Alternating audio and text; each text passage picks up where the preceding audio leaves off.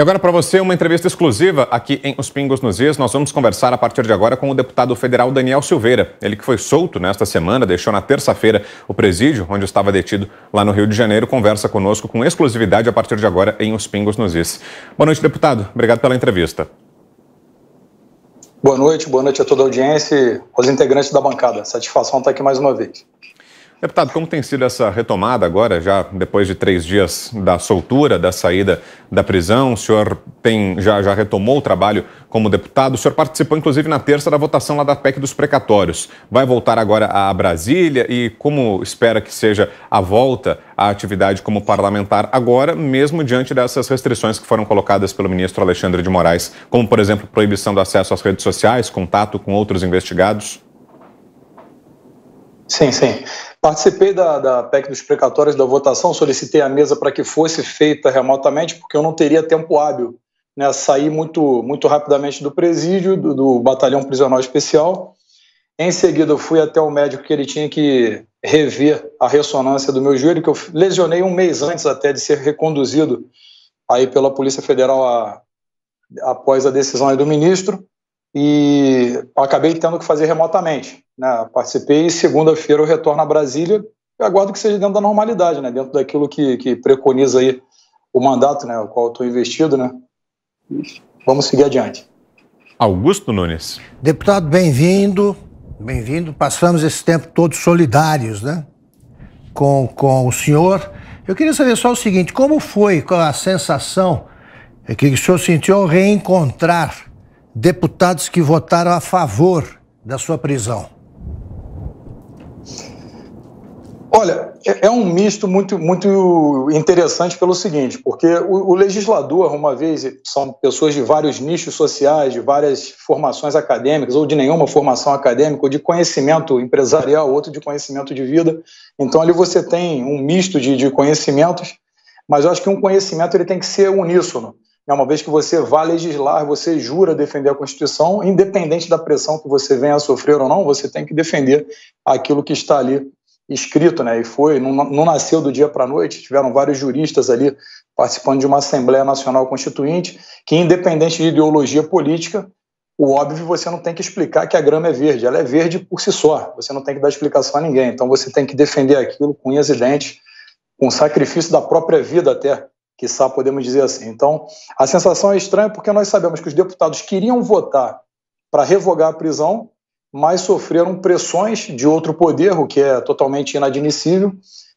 Que, evidentemente, uma vez parlamentar, você tem o foro privilegiado, que eu sou totalmente contra.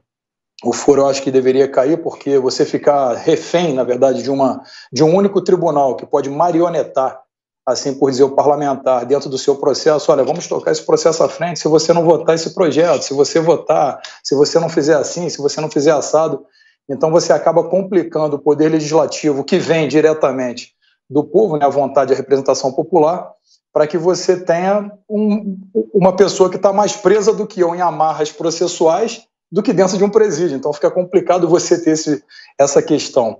Então, é uma sensação estranha você saber que a pessoa queria votar para liberar, porque é inconstitucional o processo e a prisão, mas votaram para manter sob pressão. Então, é uma sensação difícil de explicar. Guilherme Fiuza. Deputado, boa noite. Pelo seu entendimento desta decisão que lhe deu a liberdade de ir e vir, mas não lhe deu a liberdade de se expressar nas redes sociais, o que o senhor precisa fazer para reaver esse direito? Fiuza, boa noite, cara. Parabéns aí pelo trabalho sempre. Você é um expoente aí de um valor imensurável. Vamos lá. O que acontece? A liberdade de expressão é a liberdade propriamente dita. Uma vez que você perde essa liberdade, qualquer um abaixo do representante do povo, os deputados estão ali, né, para representar na nossa Constituição, ela é muito clara. O povo é representado através das pessoas que eles votam, seus representantes eleitos, né? Então ali tem a máxima expressão. Então perder isso é perder basicamente a liberdade, qualquer um pode perdê-la. E de forma que é uma forma, né, é a censura, e hoje a nossa Constituição não permite isso.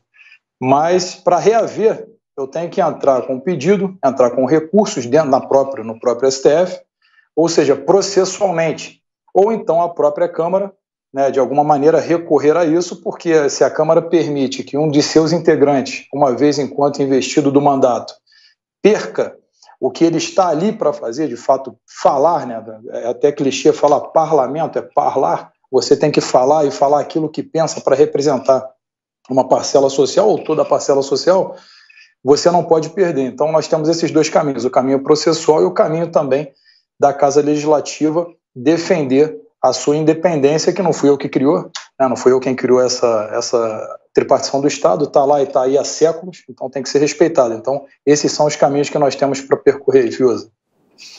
José Maria Trindade. Salve, deputado. Olha, deputado, olhando o que o senhor postou antes e até agora, o senhor retiraria alguma fala, alguma expressão que o senhor usou durante o processo anterior à prisão? Você diz do vídeo? Você diz do vídeo? Sim, de tudo, inclusive do vídeo. Você fala do vídeo? Claro. Sim. O vídeo, na verdade, assim, eu vou ser muito honesto aqui, o vídeo ele foi feito em um momento passional e qualquer um pode falar aquilo que pensa em um momento passional. Caso incorra em algum crime que venha a ofender alguém, é um crime contra a honra. Esse crime, previsto também no Código Penal, são crimes, calúnia, injúria e difamação, eles não representam cerceamento de liberdade para ninguém, nem para um engenheiro, para um médico, para um gari, para uma merendeira, para um cozinheiro, tanto menos para um parlamentar, muito mais para um parlamentar.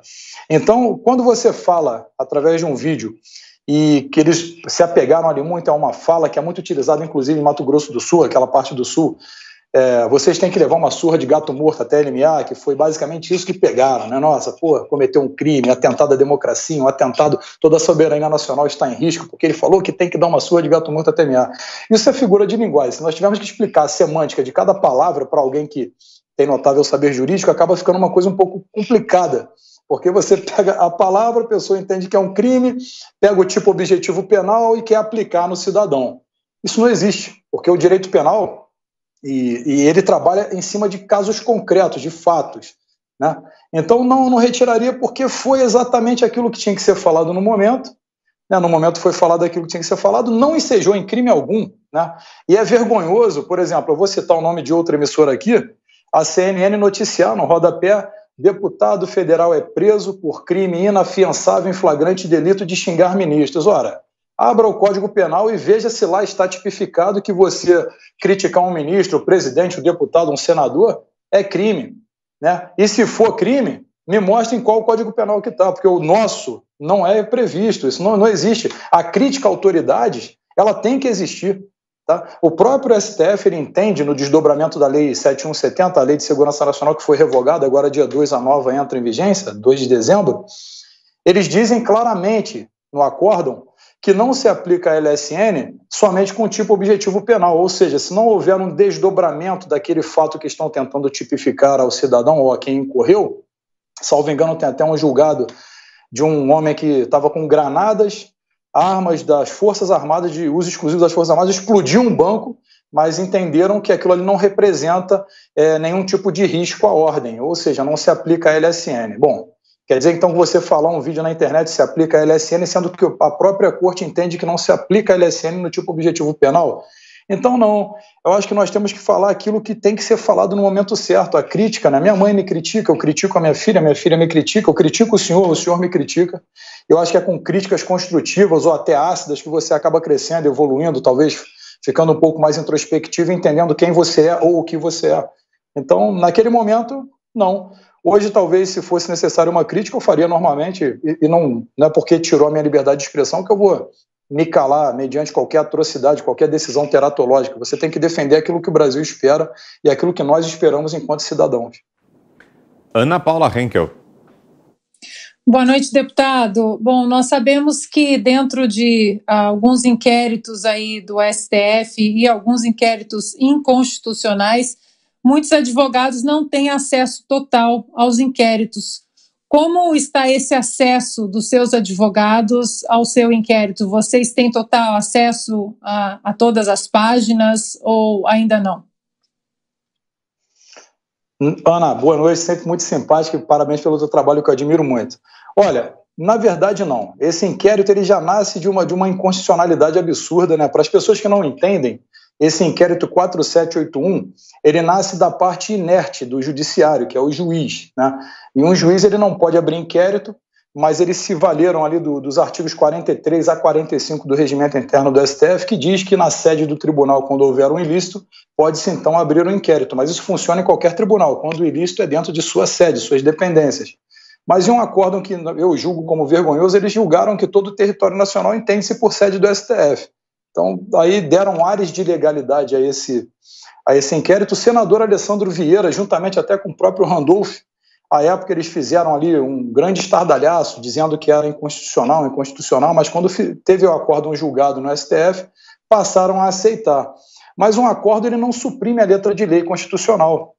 E ainda hipoteticamente, eu vou fechar aqui, tá, Ana, o pensamento, ainda que hipoteticamente, caso pudessem abrir um inquérito de ofício, esse regimento interno ele é de 83, ou seja, ele foi feito à luz da Constituição de 69. Não tínhamos, então, a figura do Ministério Público.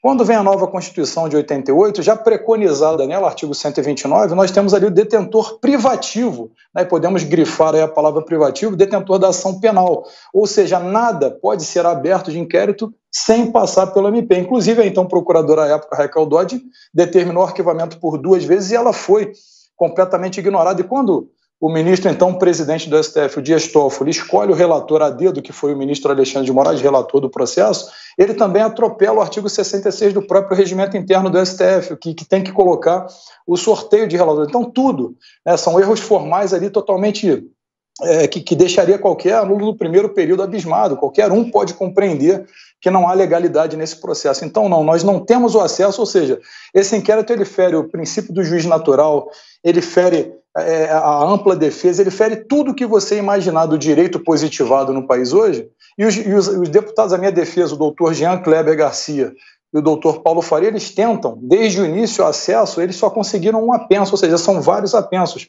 mas o pequeno apenso que nós tivemos acesso, ele não diz nada, ele não tem nada, né? Porque são coisas tão vazias, são colagens de internet, matérias de revistas, prints de Twitter, Instagram e Facebook e links de vídeo para tentar fazer florear uma coisa que não existe, não tem nenhum tipo penal. A própria denúncia que o vice-PGR Humberto Jacques direcionou, citando teoria das cavernas de Platão, Shakespeare, né? Foi até a história grega, a literatura romana, para tentar criar um cenário de crime, mas não tipifica nada, não tem nada ali objetivo. Você não trabalha com, eu acho que poderia acontecer um crime com a fala dele. Isso não existe no direito penal. Ocorreu o crime? Prende ou processa. Não ocorreu? Não prende, não tem processo. Então, nós não temos o acesso.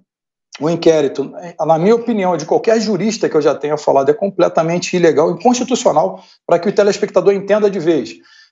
Pode colocar na Rede Globo, na CNN, qualquer coisa, inquérito, eles podem florear o que quiserem. É inconstitucional, é ilegal. Então, eu queria deixar isso muito claro. Só que o risco que isso representa a todo cidadão brasileiro é que você acaba tendo um cerceamento das liberdades aos poucos, até que você vai aceitar. Vide aí essa própria pandemia, né, com medidas cada vez mais forçadas de demite isso, se não me apresentar o passaporte eu vou te demitir, não é obrigatória a vacina, mas você não pode entrar aqui no meu shopping, você não pode trabalhar, você não pode entrar no mercado, você está obrigando a pessoa por outras vias. Quer dizer, nada faz sentido. Eu até protocolizei um projeto há um tempo para impedir esse tipo de demissão, mas está lá parado. Quer dizer, as pessoas estão aceitando essas imposições que são totalmente ditatoriais, de vários ditadores capilarizados pelo Brasil, e não é possível que as pessoas não consigam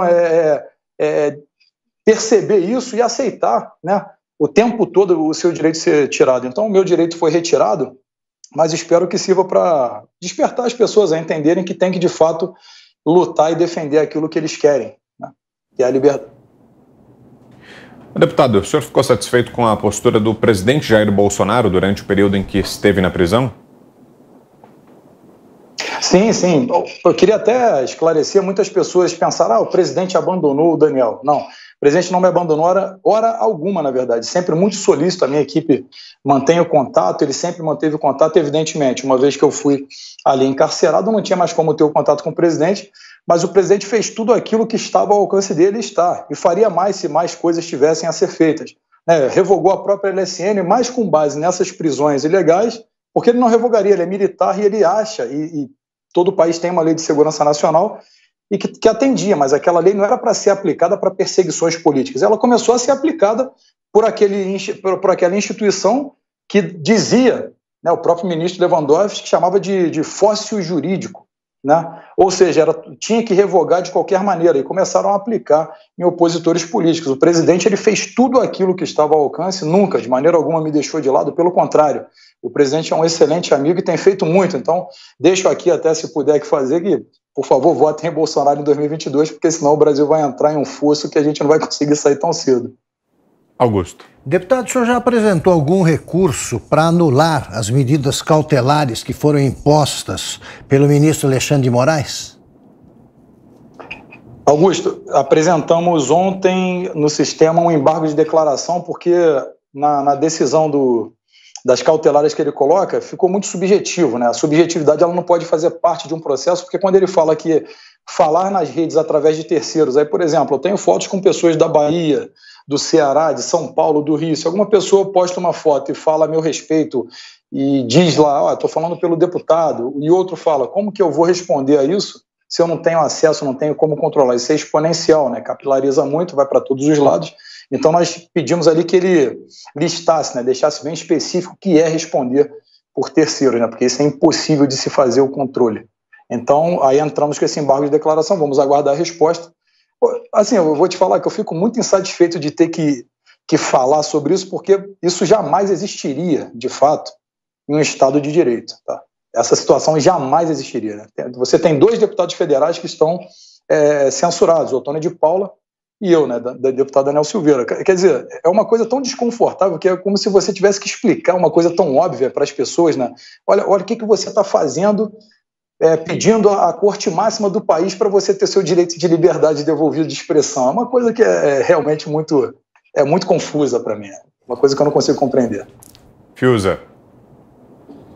Deputado, o senhor considera que houve abuso por parte do STF no seu caso? E se houve, de onde o senhor considera que deve vir a contenção a esse abuso? Sim. Olha, para ser muito honesto e sendo claro, como sempre, tudo foi abuso de poder, abuso de autoridade, um ego exagerado, foi uma vaidade exagerada, e isso tem que partir do Senado, né? Quando você tem o controlador da Suprema Corte, que acaba ficando ali leniente com aquilo que está sendo feito com as pessoas, não está falando, quando me prendeu, Fiuza, não prendeu o deputado Daniel, prendeu milhares, milhões de vozes, pode-se dizer, se fosse com o presidente, prenderia metade do Brasil junto com ele, assim consecutivamente. Então, se o Senado não tiver ali, né, vamos colocar a clareza moral da maioria dos membros do Senado de pautarem os impeachments que estão ali, empilhados ali, pedidos de vários ministros, né, tem um que tem 18 pedidos de impeachment, né, se ao menos não forem analisados e colocados para que o plenário resolva e coloque ali e julgue se o ministro realmente incorreu em um crime, que seja empichado.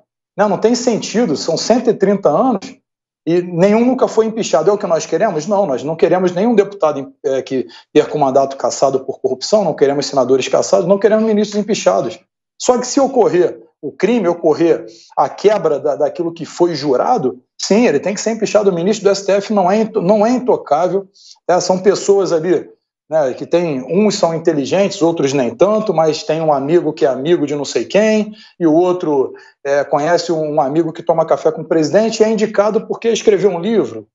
Isso tornou brilhante. Quer dizer, você tem desembargadores brilhantes que são totalmente anulados, que poderiam estar lá com tempo de mandato, mudar o STF colocando tempo de mandato. Tudo isso são defesas e teses que eu sempre defendi, sendo em PEC, projeto e tudo mais, e eu acho que o Senado deveria fazer o mesmo. O próprio senador Lazier Martins tem lá uma ótima PEC para modificar o modus operandi, a composição do STF, está lá parada, enquanto eles incorrem alguns erros da lei.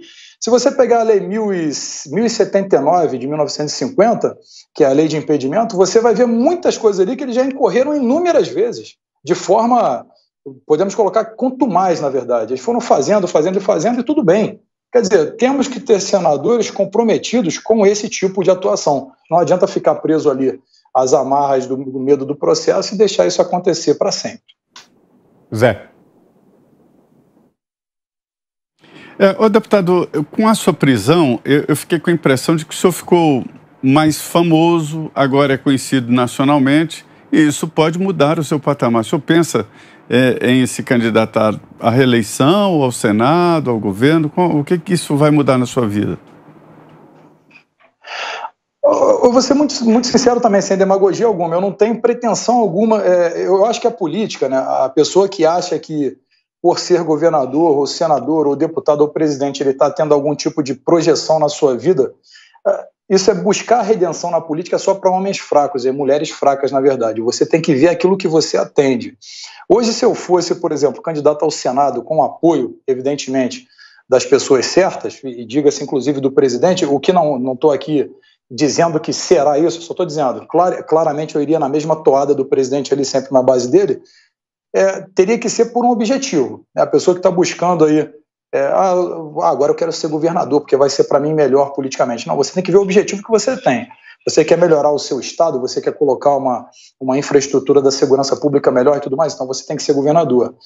O meu objetivo como deputado foi legislar sobre o Código Penal, somente a União legisla sobre o Código Penal, para modificar, deixar o Brasil com leis melhores, né? Não esse cacho de leis, né? Porque o trabalho do deputado também é não permitir que novas leis sejam aprovadas e também revogar algumas existentes, que elas se conflitam. Então, o meu objetivo era esse. Hoje eu tenho esse objetivo de continuar legislando e também de tentar brigar para que esses processos no Senado sejam analisados. Então, agora eu estou estudando o que é melhor pelo objetivo que eu busquei. Agora, não por mim. Por mim, hoje, se eu não tivesse esse objetivo ainda, eu mesmo sairia da política e tiraria minha OAB e ia advogar. Para mim, estaria de ótimo tamanho.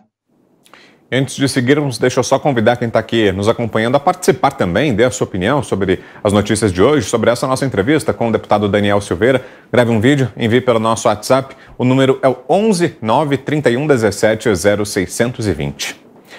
Pergunta agora da Ana Paula Henkel.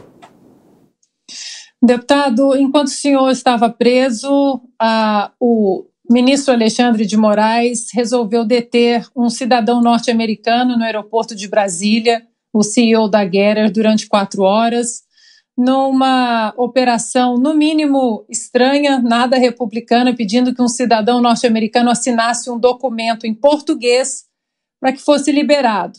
Obviamente que esse caso repercutiu bastante, né, aqui nos Estados Unidos, e nós sabemos que o senhor também recorreu a cortes internacionais sobre o seu caso. Em que pé está a sua situação perante essas cortes e instituições estrangeiras? Perfeito. Então, sim, eu acompanhei o caso do Jason, achei um absurdo, é uma coisa que realmente eu estaria igual a ele, perdido. Ele ficou ali, ele falou, como assim assina? O que eu estou fazendo aqui? Literalmente ele não sabia, nem eu sabia, eu acho que nem o ministro sabia o que estava fazendo naquele momento. São coisas que não dá para explicar, é o que eu falei, são coisas que realmente não dá para entender. E o caso que você questionou aí, do meu caso das cortes, nós ingressamos para mostrar as ilegalidades do processo. Não teve nada de buscar um tipo de ajuda, é porque a Corte Interamericana de Direitos Humanos, ela não é para prever, olha, você está apanhando, você está sofrendo, não é nada disso. A nossa questão era, eu tenho que mostrar ao mundo que estão havendo ilegalidades infindáveis que colocam, de fato, uma democracia em risco. É assim que se inicia uma tomada de poder ditatorial. Foi assim na Venezuela, em 2017, quando a Corte de lá simplesmente, por decisão, dissolveu o Congresso e falou, agora quem manda somos nós. Quer dizer, é basicamente esse caminho que nós estávamos entrando. Então, se você não tem esse tipo de ação para mostrar ao mundo, eu acho que isso está se mostrando automaticamente, por si só eles estão cada vez mais mostrando ao mundo o que está acontecendo, realmente é complicado. O Brasil ele precisa acordar para não perder, né? Porque uma liberdade perdida para ser reconquistada, ela realmente aí demora mais 3 décadas, então é uma vida perdida por uma coisa que você nunca deveria ter aberto mão. Então, penso nisso aí, Ana. Augusto. Deputado, além da prisão ilegal, o ministro Alexandre de Moraes impôs ao senhor um castigo adicional, que é a incerteza.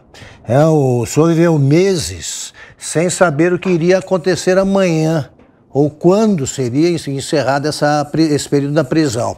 Como é que é essa sensação, deputado?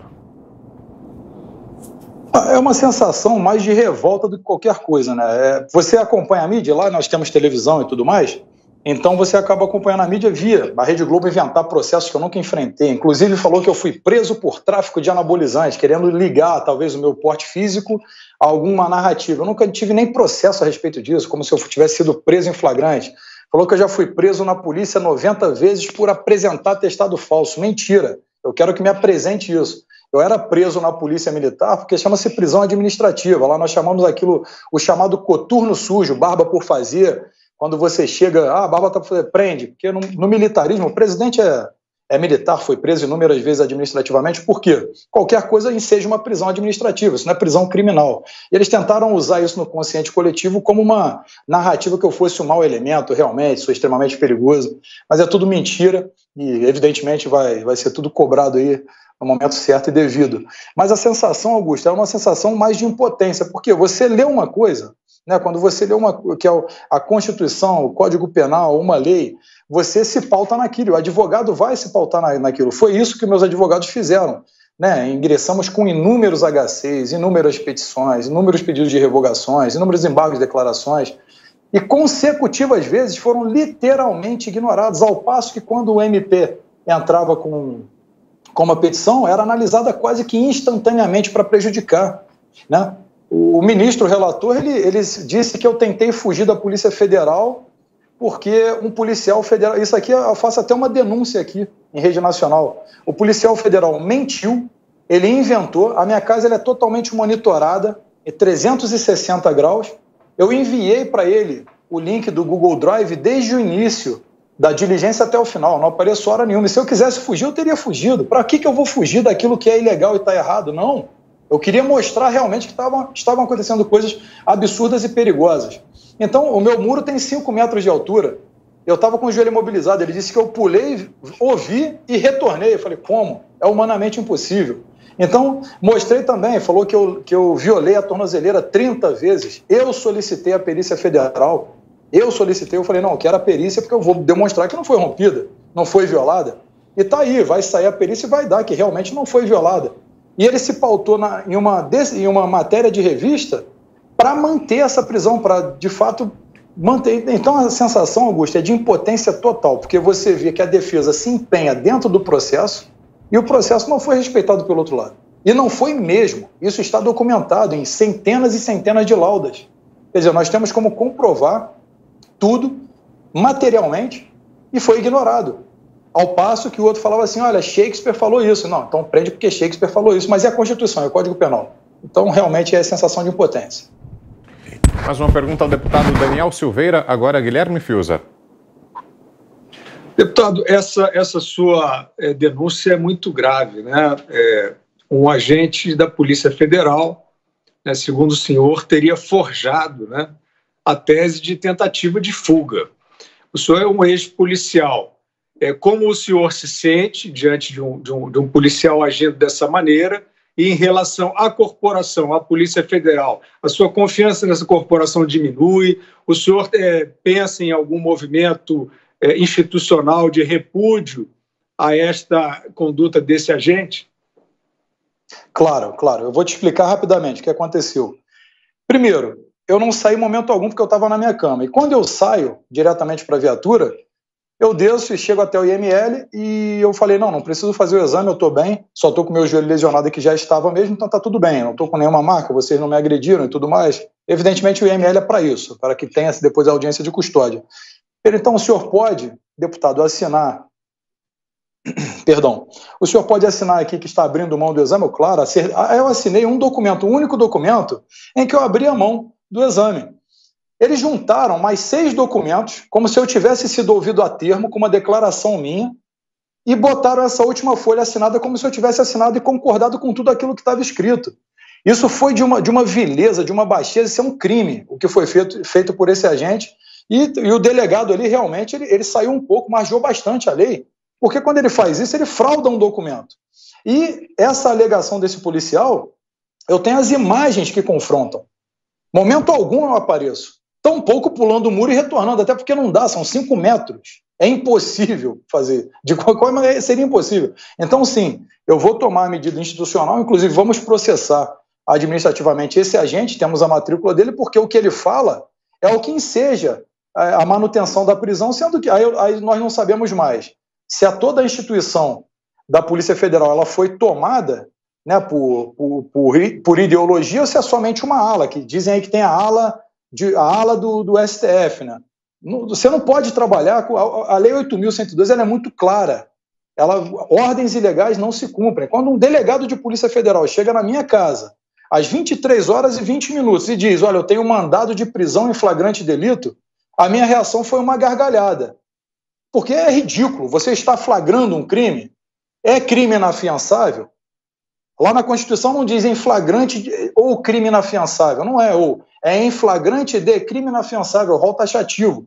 Então, sim, a confiança na instituição, ela permanece, mas em vários agentes não. Tanto foi tão estranho a conduta, que quando vieram entrar na minha casa pela segunda vez, eu falei, por favor, tirem as mochilas, porque para vocês entrarem e colocarem 200 mil em espécie na minha casa e falar assim para mim, chama de 200 mil, é mole, porque fraudou um documento, veio cumprir um mandado de prisão em flagrante delito, quer dizer, você acaba ficando desconfiado de alguns agentes, porque você não sabe como vai operar. O outro inventou que eu tentei fugir e serviu de base para a prisão porque ele disse isso, e confrontando com as imagens, a imagem mostra o contrário, contra fatos não há argumento, mas valeu o argumento, quer dizer, realmente abaixa um pouquinho sim, a confiança em alguns agentes, sim. Então, o deputado federal Daniel Silveira, em entrevista exclusiva à Jovem Pan. Muito obrigado, boa noite, deputado. Boa noite a todos vocês, fiquem com Deus.